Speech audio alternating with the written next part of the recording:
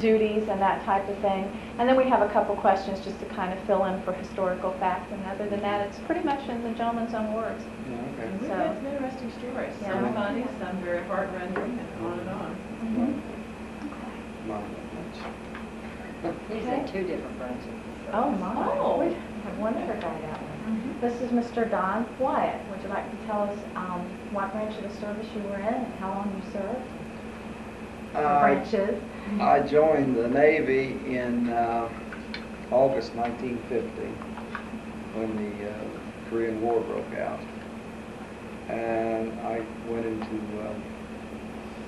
I wanted to go in the Air Force, but a friend of mine wanted me to go in the Navy, so we joined together. Only he didn't pass, so I went in the Navy. And then I found out there was a Naval Air Force, so I got put in the Naval Air Force. Oh. And I went to San Diego, California, back to Memphis, Tennessee to school, and then joined my squadron down in Florida, which was VF-33, at the old bent wing Corsair fighter aircraft, like it's used in World War II. I was on 3 different ships, aircraft carriers. I spent my time on the flight deck of the aircraft carrier. What 3 ships? I was on the USS Lady, the USS Midway, and the USS FDR. They were all the big aircraft carriers at that time. And we spent our time occupation of Europe. We still occupied Europe, you know, at that time. And stayed ready, you know, for whatever would happen. We do shakedown cruises in Cuba every so often. Oh, I was on the cruiser Pittsburgh too. I was in in Italy when it came time for me to get out. And they tried to get me extended. I said, no, I think I'll go home. And they put me on the cruiser Pittsburgh and sent me back. That's where I found out where the real Navy was. And guys on there, they were different than us Airedales were. We was a little more relaxed, you know, but they weren't. And so then I got out, and at Harveysburg, and run my business, my own, for 3 years, and found out the Air Force needed mechanics, so I went to work for the Air Force. And then they come along with a new program that to keep my civilian job, I had to be in the reserves. And so from then on, I spent 30 years in that. Wow. I could wear either civilian clothes or military clothes, either one, whichever I wanted to wear to work. And I went in as a flight engineer on the C-119 Boxcar. So I flew all cargo, drop troops, stuff like that for, like I say, for 30 years. And that, you know, we spent summer camps, different places. Went to Germany, Panama, and those periods. Got activated when Kennedy decided we was going to get the missiles out of Cuba, and I got activated at that time. So were you in Bay of Pigs in that area? No. We just, actually, I don't know who was in the Bay of Pigs. Most of us, we just flew to Florida and back home cargo. Then when I got, in '88, why I retired from the civilian end of the Department of Defense and went active duty with the Air Force. And another guy and I, run a maintenance crew out of Oklahoma City, putting secure voice radios in C-130 aircraft, and that pretty well ended my career. Wow. I had 36 years in total. No idea. Yeah, all total.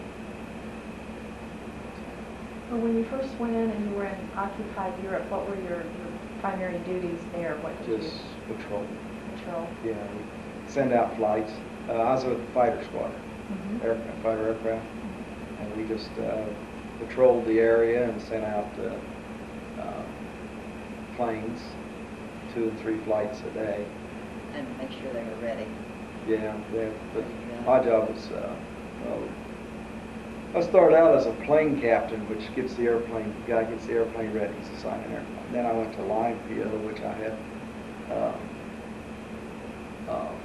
18 airplanes and 18 men under me, and we had to get them ready to fly and launch and all that kind of stuff. That's a pretty serious job. Yeah, Really I was. think we got shot at a couple times over there. They Oh, got in the man. wrong area and they come back with nothing ever serious, but You find Russia's. bullets fly silly.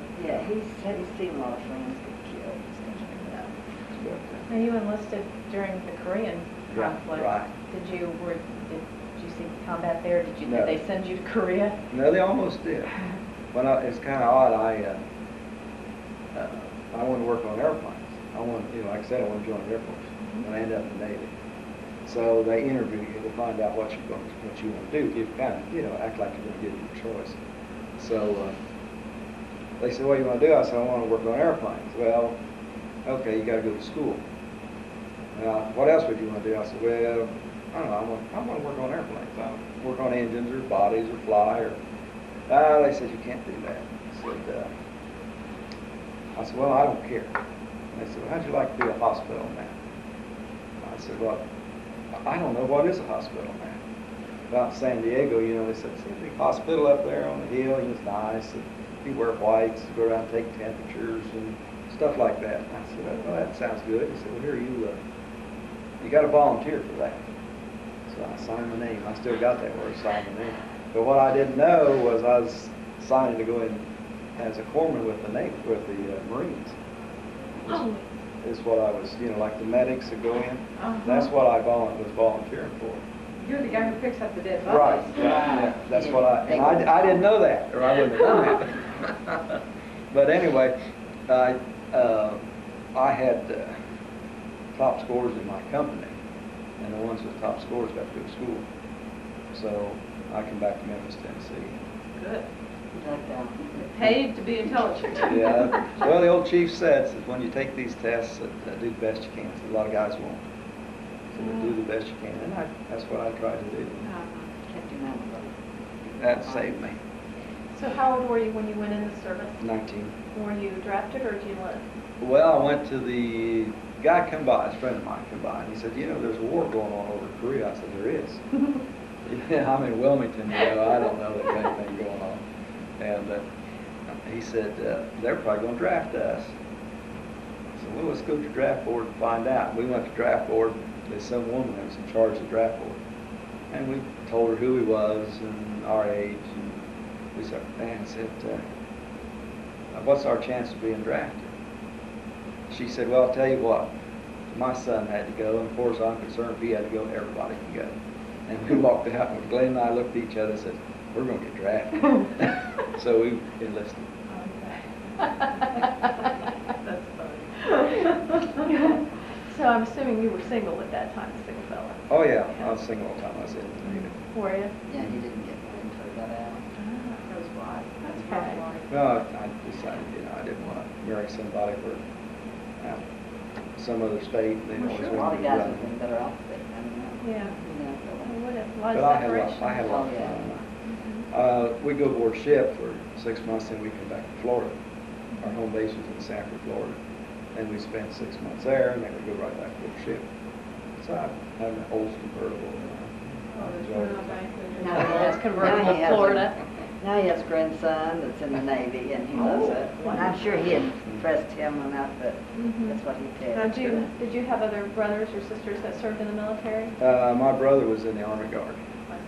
He's 13 years younger than me. The only one. Just the two of us. And then you have a grandson? Grandson. In the Navy too?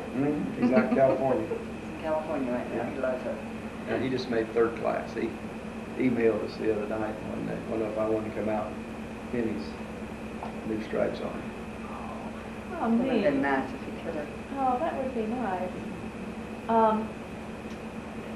Basically, one of the questions that we're asking is, in all of your years of military experience, if you had to tell people what was the most positive thing that came out of it, what would it be? A good career. So what you learned in the service, you carried over to civilian I've done it all life? my life. What, mechanic? Aircraft Aircraft mechanic. mechanic? Mhm. And if you had to say anything negative about the experience, what would it be?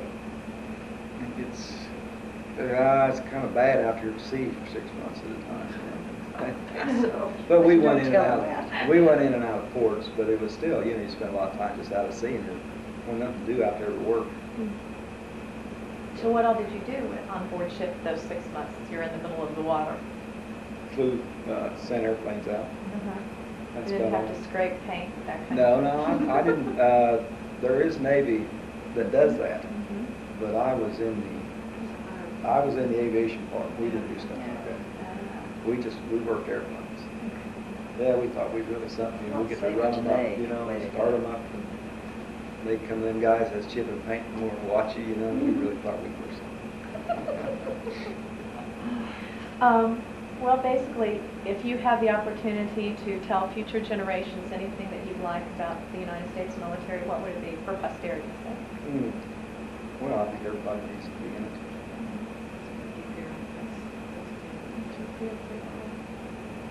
Why? And it's just a job. Well, it's just a job. It's just a job. Mhm. And that's about all it is right now. I mean, you go to work at 8 o'clock and get off at 5, and that's about it. But now, you know, during wartime, of course, it's not that way. But I think everybody The discipline, Needs- is that what you're saying? well, yeah, there's a lot of discipline. They teach you how to do things their way, but it's just good for the country. Makes a man out of you. It's good for the country. It is. I hate this where they don't want to go in and, you know, burn the flag and all that kind of stuff. I don't like it. And I think there's a lot different outlook in people right now. When it came the Korean thing, why, and World War II, of course, I was young then, but you know, when it come time to say you're going to get drafted, there wasn't any way of trying to get out of it. That's why you went and joined. But yeah, I don't think people feel that way now. I trained. One thing we did do was in Vietnam. We trained Vietnamese. We trained them on gunship programs, and we got an award for that. And we So sent you them were back in over. Nam too, or they No, bring them here? They brought them here. We had right in Wilmington. And right there training them on the C-1 gunship. Wilmington Air Base? Most things happen you don't know about. No. Sure didn't know that. Yeah, there's a lot I've learned. Yeah, we had Cambodians. I trained Jordanians from over in Jordan, Cambodians, all the different countries, Laos, all those places. But they bring them over here and teach them English, and we send them to Texas and taught them English, and they send them to us, and we taught them how to work on airplanes. Especially the gunships. I don't know if you know what a gunship is or not. Vaguely. But it's, they put a lot of machine guns in the side of a cargo airplane, and they fly around and wipe everything out. I got some pictures of one. I was going to bring them in. Yeah, would you do that? Yeah, he's got them, he already had them in the truck. Never changed anything. Take a video Bill recording. LeMay.